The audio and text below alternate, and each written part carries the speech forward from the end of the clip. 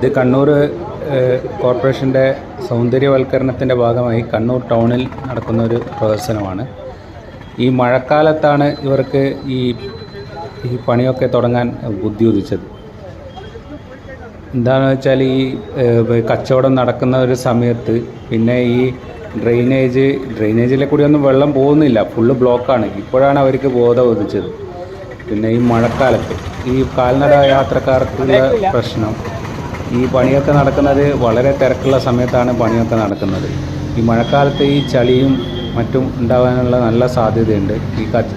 പിന്നെ കച്ചവടക്കാർക്ക് വളരെ ബുദ്ധിമുട്ടാണ്. പിന്നെ വികസനം വേണ്ടെന്നല്ല, അതിന് നല്ലൊരു പ്ലാനിങ്ങും കാര്യങ്ങളുമായിട്ട് ഇത് നല്ല കാര്യങ്ങളുമായിട്ട് വരണം.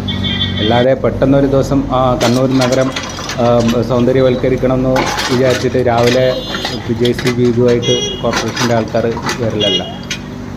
പിന്നെ